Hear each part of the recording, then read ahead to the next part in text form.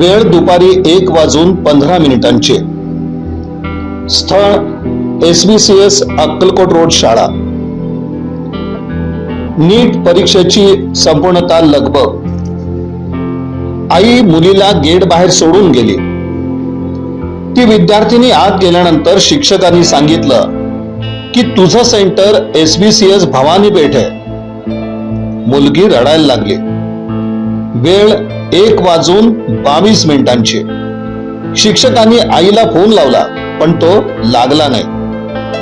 ते विद्यार्थिनीला धीर देत बाहेर आले। त्यांनी पालकांना रिक्वेस्ट केली की कोणी तिला भवानी पेठ परीक्षा केंद्रावर सोडेल का। आणि यावेळी तिथे उपस्थित असलेले वीरेश कनगुळे यांनी लगेच आपली कार सुरू केली। वेळ 1:24 1:30 परीक्षेचं गेट बंद होतं। ही सगळी परिस्थिती डोळ्यासमोर दिसत असताना आपलं वर्ष वाया जाणार या भीतीनं या विद्यार्थिनीला रडू अनावर झालं। मेहनत वाया जाणार या विचारानं घालमेल वाढीस लागली।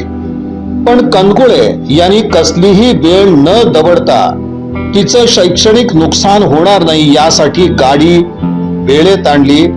1:29 या विद्यार्थिनीला भवानी पेठ केंद्रावर पोहोचवण्यात आलं आणि ही विद्यार्थिनी बरोबर 1:30 आत परीक्षा केंद्रावर पोहोचली।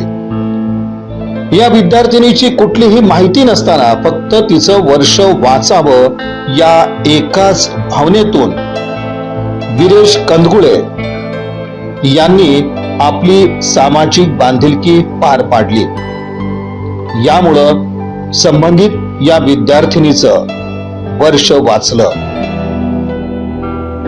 या बातमीपत्राचे प्रमुख प्रायोजक प्लॅटिनम मॉल इंद्रधनु सोलापूर। सोलापुरातील सर्वात प्रतिष्ठित इंद्रधनु सोसायटीचा नवीन भव्य कमर्शियल प्रोजेक्ट आता रेल्वे स्टेशनच्या अगदी शेजारी शहराच्या मध्यवर्ती ठिकाणी।